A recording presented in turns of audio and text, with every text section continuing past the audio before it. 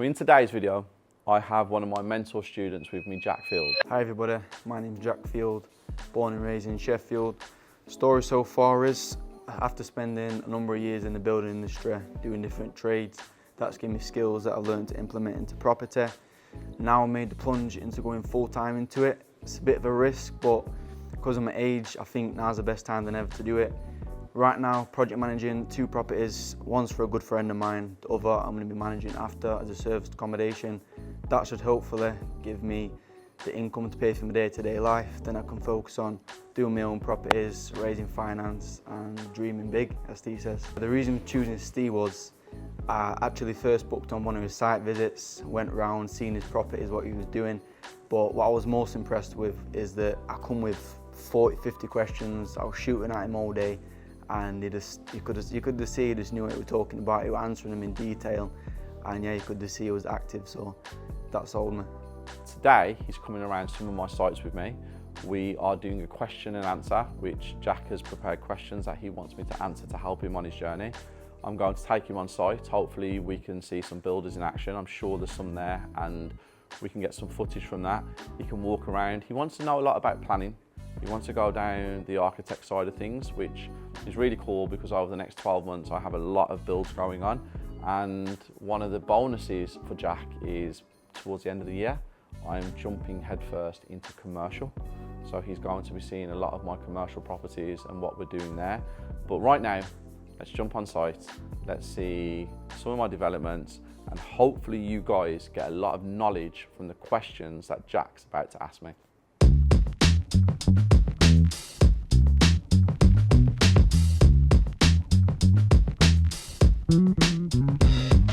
Yeah, it's important that you don't follow trends where colours are crazy. Right. So see how this is like a navy blue with white. This is still a little bit neutral. Blue's not everyone's favourite colour, but it's still a little bit neutral. Whereas if it was like a green or, you know, an out there colour like a yellow or something like that, then you're going to limit your market when it comes to sales. So my advice is follow the trends, but use your common sense. Yeah. Neutral colours will always work better. This house needed something like this, you know, that stands out, that's a bit more upmarket. That looks, the house is a £500,000 house, so it didn't just want a bog standard high gloss kitchen in here, but I was quite reluctant with the navy blue. It works. Yeah, it looks well. It looks really well. The tiles as well, went for the oversized tiles, didn't go for the normal ones. These look pretty cool as well, I think. When you follow trends, Jack, just make sure that your trends that you are following appeal to an audience, and they're not like trends that will just dilute you from 10 people walking through the door and only one person will go, that's nice. You want 9 people to walk through the door going, okay, that's nice. Might not be their favourite colour, but it doesn't separate them. Does that make sense? Yeah. Okay. So starting from the beginning, when we're actually, say I'm someone who's looking to do a flip, what we're actually looking at in properties in terms of like adding value, whatever it may be, to get the highest end value. Okay, so a lot of that comes down to the funds that you have available. So what investors do you have? What cash do you have personally? And you have to put everything into brackets. So 0 to 180k. I know zero's obviously not non-existent, but 0 to 180,000 pound. If you can buy, renovate and put a property on the market where it doesn't exceed 180,000 pounds, in today's market with interest rates, the economy and everything that's going on, these are the properties that are selling. They're the ones that are actually going across the UK. Obviously in London you can't get anything for 180,000, but especially in the Midlands, up north, Manchester, Liverpool, Sheffield, further up north, Newcastle, a little bit down Middlesbrough and stuff, anything up to 180k is a great starting point for property flipping. Once you start going above the £500,000, you might have to sit it on the market for a little bit longer. There will be a buyer somewhere for it. It has to be priced relatively to exactly what it is. Even though the finish might be exceptional, you want to get that little bit more. People who have that type of money in the economy that we're in still want a bit of a bargain. So 0 to 180k is where I would tell you to start flipping now. Yeah, but in theory it's all about the end user. That's Yes, what we're looking for. I teach that all the time. Yeah. So end user. Who's the end user? What does your property give the end user that they know works for them? So if you've got a family, it's nice to have a downstairs toilet. It's nice to potentially have a bathroom and then have an ensuite. because if there's 2 adults, 2 children, or 2 adults and 3 children, you want to make it easy to use. A utility room usually comes in handy for families, especially with dogs and stuff, because people don't want to come in through the front door into the main house, go through the back door into a utility room maybe. Gardens are nice. People like gardens, especially families. If you're looking at professionals, then ease of use. Low maintenance gardens, low maintenance drives and front gardens, neutral colours, very standard. You've got to find out who the end user is, and then you have to tailor the property to their needs.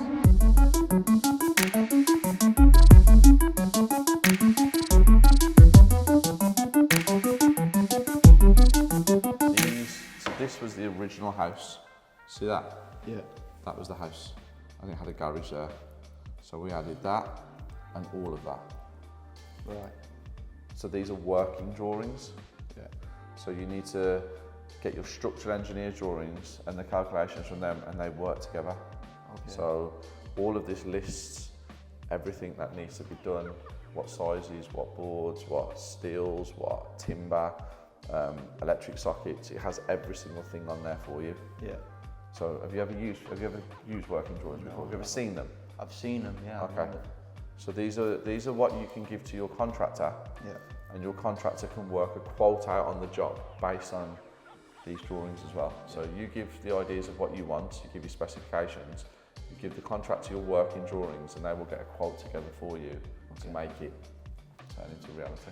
Yeah, and this is made from obviously the architect and the structural engineer. Yeah, so this is the architect. Yeah. The structural engineer's drawings are separate. Okay.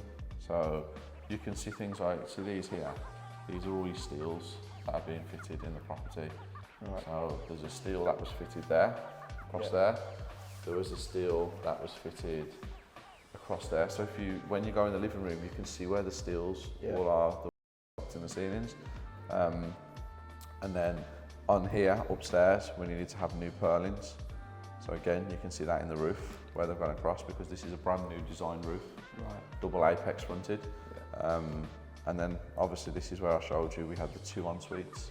Yeah. So we lost a bedroom in order to make it a 4-bed, 2 en-suites. Yeah.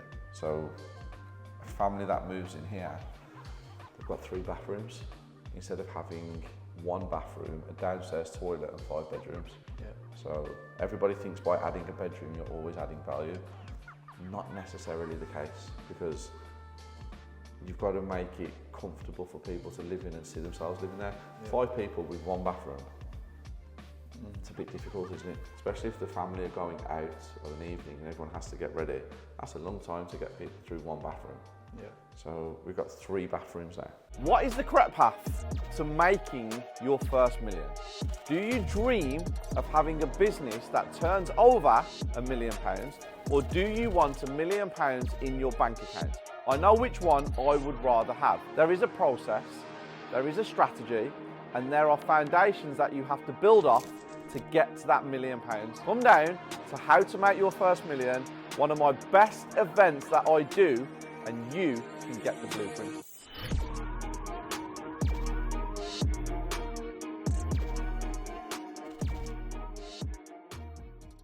Building stage, we know we find a good contractor by again asking people who uses them. But let's say we start the refurb and they're not doing as they said they would, and they're making mistakes. Yeah, that's that old. How do you deal with that without that's effing and blind, isn't it? Well, that's part and parcel of the property world. We have to go through the ups and we have to go through the downs, because this is not easy. The easiest way to deal with contractors is just to make sure that you have a watertight contract. Your stage payments are done correctly. So if there is an issue, and you do have to have that conversation, which is not a nice conversation to have ever, because when you're disputing something, or when you're basically saying that someone's no good at their job, it's never going to be received happily. Yeah. So it's a conversation that you obviously need to get yourself prepared for. But as long as your stage payments, your specification sheet and your contract is watertight, they should be where they need to be for the money that you are at. So you're never paying in front. So to have that conversation at that time, there should be no loss of money. And it should be a lot easier to have than if you're not on top of things and you've overspent, and then they walk off the job and then you're lumbered with an outstanding amount of money. Yeah. So as long as you keep everything to the way that I tell you to do it, you shouldn't have a problem ever with that. Always talking, I'm like, let them chat. I've been getting money, you know I can live with that. Legend in my city, winning, showed it on the map. And if I leave this tomorrow, they gon' quote it as a fact. So this is a prime example. At least you're on site today with builders. So you get to see like the conversations that we have with them, what they want to know from us. You can see the detail that they update us as well. So like, he's walked us around the whole house unexpectedly, didn't even know he was coming. And he's showing us everything he's doing. Even down to like little things like this, Jack, you know, like how they write all the bits and pieces of what they need on the walls and stuff so they don't forget as they're going around. Now some people will say, oh, it's their job, they should know. But because they're dealing with so many intricate little parts and things like that, it's nice for them just to have that kind of list on there. Obviously you can see we've got a leak, which you just seen down there. So when Phil shows you guys at home, you'll see that we've got, looks like damp. Now, most people will be scared about that, but you just heard what he said, it's a straightforward fix. It'll be done, no issues. It needs a dehumidifier in here as well because that leak has caused, obviously, all of that. But great big house again, really nice. This will look like that one when it's finished. So we have the utility again. We have a downstairs bedroom with an ensuite to make this a 4-bedroom, 3 upstairs, 1 downstairs.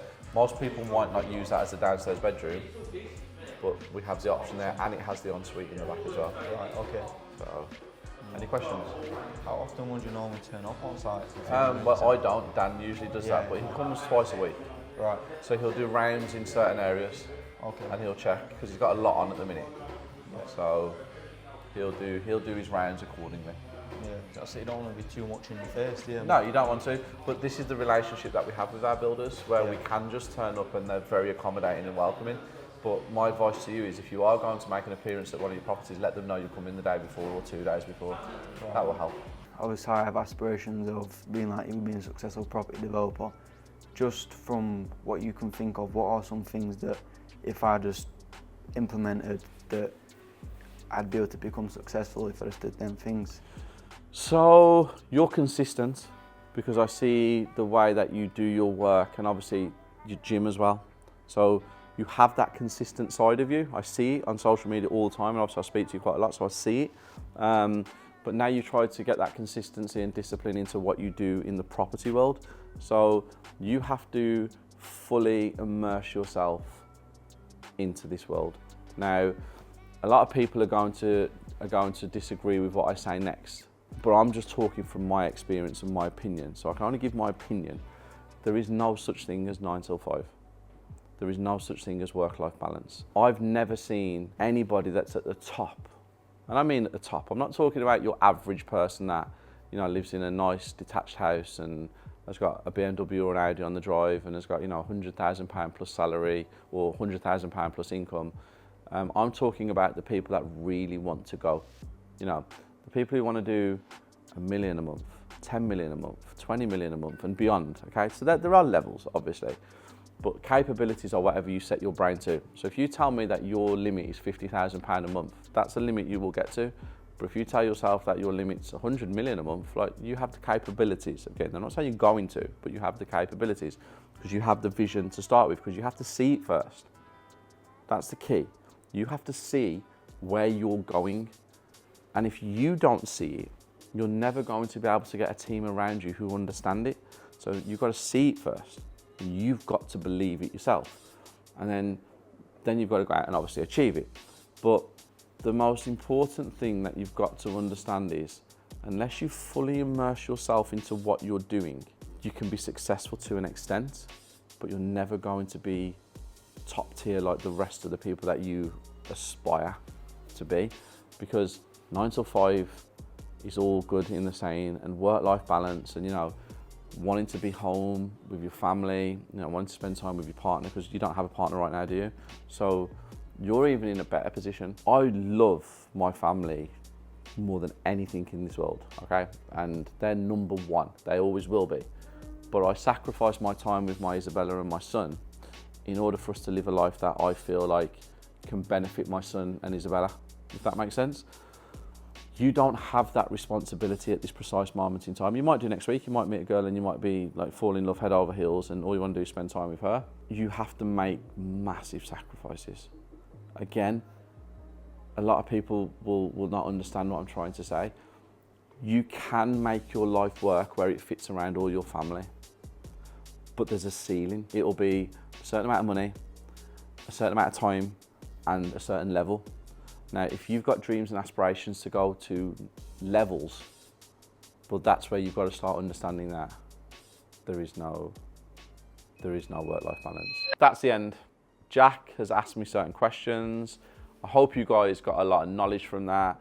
Now, one-on-one mentoring is so important for your development, and investing in your education is something that I highly recommend. I'm very funny about who I mentor. I'm very funny about who I have around me. I have to go through a certain amount of questions before I let people in, or I have to be around the person for a while before I offer mentoring. So if you guys are interested in mentoring, I will be opening up some spaces in the future. I don't know when. We have no set limit. We don't take people on once a month or twice a month. It's just as and when I feel that I have a little bit of spare time that I can actually use it to make sure the person gets the most out of it. So today was a great day. I've really enjoyed it. And Jack has also got to see behind the scenes at my offices as well. He's got to be around my team, around my staff, around what we do. So hopefully you see in the next 2, 3, 4 years, Jack elevates to the levels that I know he can get to.